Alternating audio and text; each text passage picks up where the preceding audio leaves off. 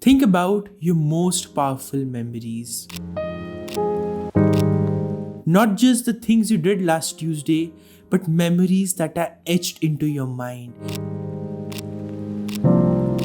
From decades ago, years ago, that you still remember to this day. You remember where you were, who you were with, what you were doing, what your surroundings were like, even the way it smelled that day. And why is that? Why do we remember all of that stuff, but we forget where we kept our phone 5 minutes ago? And that's because our brains are not linear. They don't record experiences like a diary. They're like a movie instead, where a director chooses the best, most compelling, most life-changing shots and puts them into a 3-hour reel. That's how our brains function. They depend on stories, on emotions, on peak experiences that shift something within us, and those then become our most cherished, most important memories. And the connecting factor in all of that is story. And today, I'm going to tell you how you can use that story to reframe your mindset, to reframe your thoughts, and become the unstoppable version of you. Because by the end of this video, you'll not only understand how story affects the way you think, you'll also understand how you can use it as a tool to change your life forever. When I was a 4-year-old kid, I thought that I would remember my life as I was experiencing it. One moment, one day, and one experience at a time. Man, was I wrong, because it turns out that's not the way we remember our lives. I don't remember my life that way. Instead, it's a whole mixed pot of different experiences, from something when I was 4 years old and then directly to an 11-year-old experience. It's all mixed up. And why? Because all of them are stories that I remember most vividly. That's because our brains are wired for a storytelling structure. Look at anything, any saying that has survived from thousands of years. We call them proverbs, and you'll see that they have a story in them, something that you can visualize. A bird in hand is better than two in the bush. Now that's something we all have heard. It's been said from thousands of years. And why do we remember it? Because it's simple. It's a short story, just a one sentence story, but it's something we can visualize. We can see a bird in our hands, and we can also see two birds in the bush in front of us. Now compare that to this. It's always better to focus on what you have than what you don't. Now nobody remembers that, right? Why? Because you cannot visualize it. You cannot visualize focus. You cannot visualize that thing. You cannot visualize any of those vague ideas. What you need instead is something strong, something that stirs up an emotion in you and causes you to remember. Okay, yeah, a bird in hand is better than two in the bush. And like that, stories and narratives have defined the way we function for thousands of years. The best part is, today, because of the massive amount of scientific research at our hands, we also have data to prove it. There was a study done in Stanford University with children, and they were given the task to remember 10 random words. So to the first group, what the professors did was, they told them, you can memorize them as you want. It's fine, in any order. You just have to recite them later on. But to the second group, they said something different. They said to them, make a story and connect all of these different words. And you know what the most shocking part is? The children who connected the random words with a story was able to recite those words again 6 to 7 times better than the children who just did rote learning. Just imagine that. The emotions, the visualizations, and the story around something makes it 6 to 7 times more likely that you'll remember it. And that is what defines all our strongest memories. And the best part is, because our brain is plastic, our brain can be molded over and over again. Our memories are constantly changing without you even realizing it. The experiences that you're having, the stories that you're telling yourself eventually also change. the way you interpret your past experiences.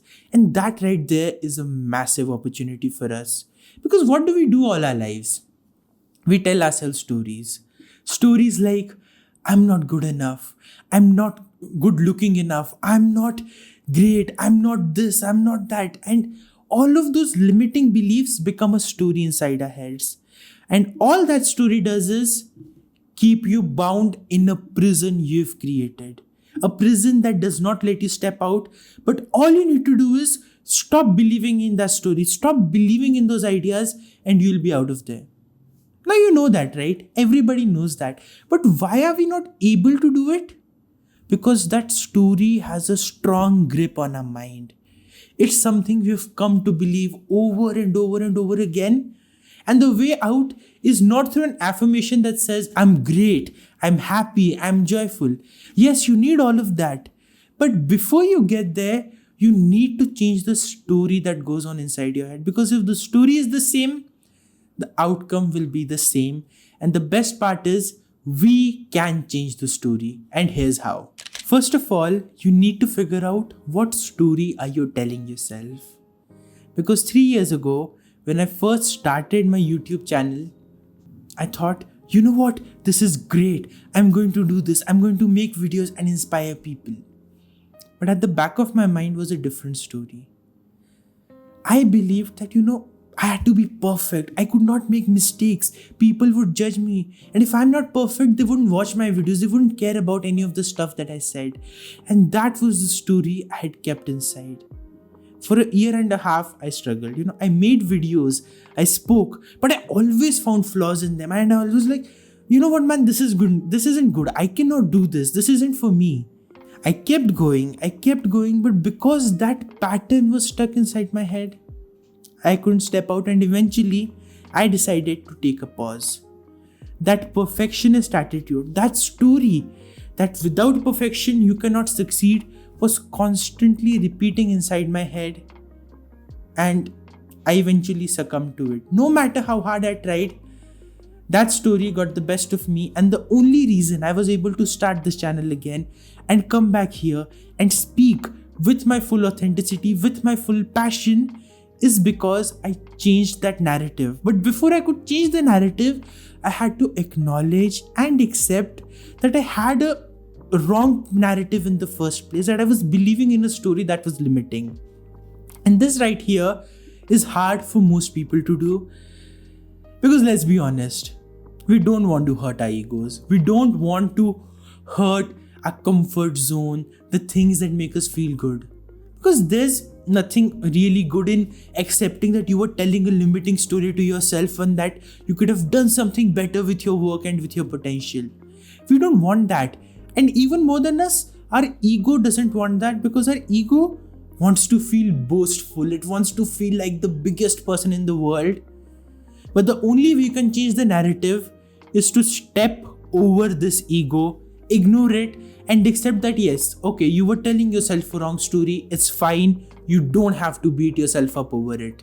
All you need to do is understand that you can rewrite your story, and the first step in rewriting the story is acceptance. And so what is the second step? It's simple. Rewriting. And that's exactly what I did when I started this channel again, when I started making my videos again. I was no longer telling myself the perfectionist story. Instead, I told myself, I am so blessed to get this chance to talk to a camera and reach so many people and inspire them. This is the best thing that I can do, and it deserves my absolute best.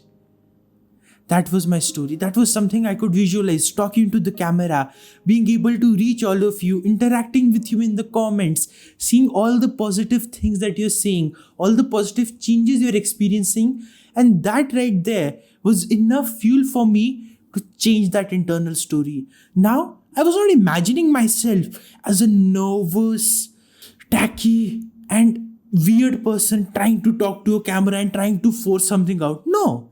That was not my idea. Instead, my idea was this: a heart-to-heart conversation with you, with the camera being the medium. Instead of looking into your eyes and talking to you as we would one-on-one, All I'm doing is looking into a camera lens. But that's the only difference, right? All I'm doing is having a conversation that matters, a conversation that empowers you and fulfills my purpose of helping you empower yourself and change your mindset. That is how you change the narrative.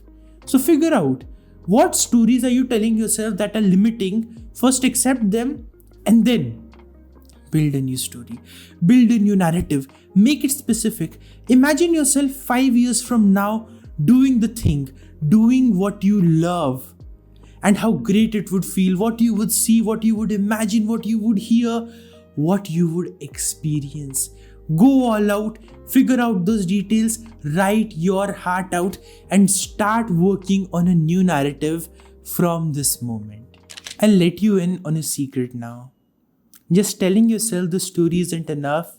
You also need to start living it. But that's where things get scary.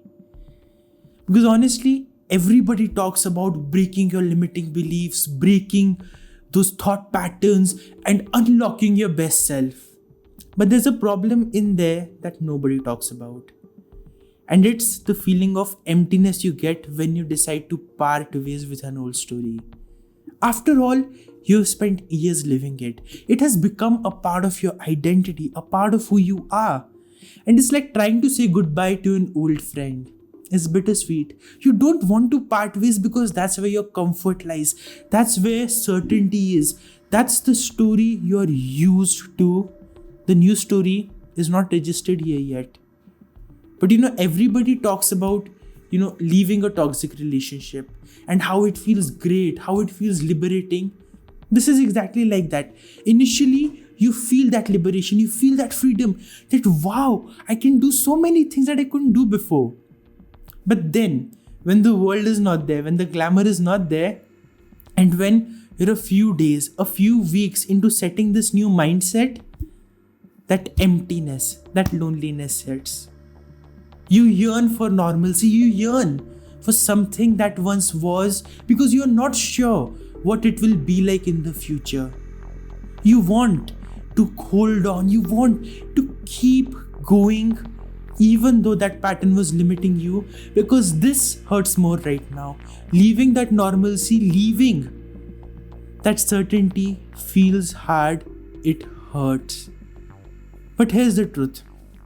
You need to embrace this to grow, to evolve, and to change. Because this is what all growth is like. It feels hard. You have to rip apart sometimes to come back stronger. And while this pain and discomfort feels new to us, the Japanese have understood it for centuries, and it's beautifully expressed in their art form called kintsugi. And in that, what they do is they take broken china dishes, the things that we usually throw out. A plate falls out of our hand, it breaks, we pick up the glass and we throw it out. But the Japanese don't do that. Instead, what do? They take those broken pieces, they bring them together, and they line those cracks with gold. And that gold then joins and makes a new, beautiful, and incredible looking piece of crockery that is so pleasing for the eyes to see. And that right there is a powerful reminder that when things feel broken, when you feel broken, when you're in this process where you are like that shattered piece of glass, that old story is no longer there, but you're also not sure of how the new story is playing out, remember that you are in the process of lining yourself up with gold that eventually makes you shine. That you'll no longer be your old version, because with that story, it's gone.